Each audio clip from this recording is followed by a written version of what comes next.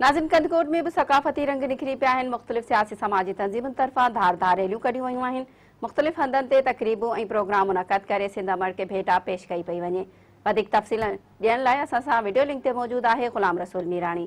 जी बिल्कुल बहरान टीवी के सॾ ते सिंध जा पेट ऐं ज़मीन सिंध की मिल्कियत जे उनवान हेठि अॼु सिंध जी सकाफ़ती जेको ॾियारो आहे उहे भरपूर नमूने सां जोश ऐं जज़्बे सां जेको उहो मल्हायो पियो वञे। हिन वक़्तु तव्हां ॾिसी सघो पिया त कंदकोट ज़िले जा मुख़्तलिफ़ इलाइक़ा सकाफ़ती रंगनि सां जेके आहिनि उहे रंगी विया आहिनि।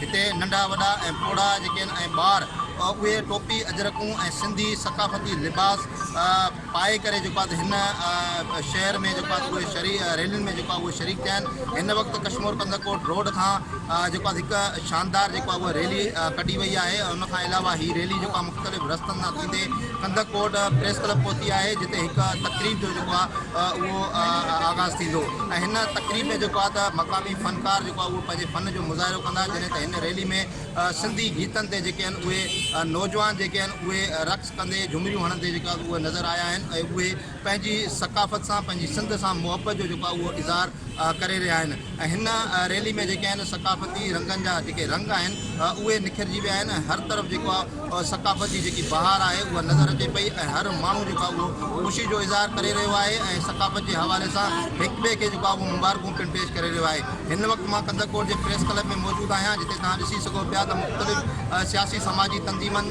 जा कारकुन ऐं अॻवान हुन सां गॾोगॾु क़ौमपरस्त तंज़ीमनि जा अॻवान जेके आहिनि उहे बि हिन रैली में हिन तक़रीब में जेके आहिनि उहे शरीक आहिनि। वॾी तादाद में जेको आहिनि उहे सिंध सां मुहबत करण जे लाइ हिते पहुता आहिनि ऐं सिंध जे हवाले सां सिंध जी सकाफ़त जे हवाले सां उहे ज़ोरदार नारेबाज़ी बि करे रहिया आहिनि ऐं झुमरियूं बि हणी रहिया आहिनि। ऐं हीअ रैली जेको आहे हिन तक़रीब में जेको आहे रैली जी सूरत में जेके माण्हू शरीक थिया आहिनि, हिन तक़रीब जो आगाज़ थींदो। उनखां पोइ जेको आहे मक़ामी फ़नकार सिंधी गीत जे हवाले सां जेको आहे उहो पंहिंजे फ़न जो जेको आहे उहो मुज़ाहिरो कंदा। इन सिलसिले में जेको आहे हितां जे माण्हुनि जो इहो ई चवणु आहे त जेको आहे असांजो हीउ 6 डिसंबर जेको आहे सकाफ़त जो ॾियारो भरपूर जोश ऐं जज़्बे सां जेको आहे मल्हाए दुनिया वारनि खे इहो पैगाम ॾेई रहिया आहियूं त असां पंहिंजी सकाफ़त ऐं तहज़ीब सां जेको आहे बेहद मुहबत कंदा आहियूं ऐं सिंध माउ ते जेको आहे त जे ख़िलाफ़ु जेका बि साज़िश थींदी उनखे कामयाबु करणु कॾहिं बि न ॾींदासीं। जी।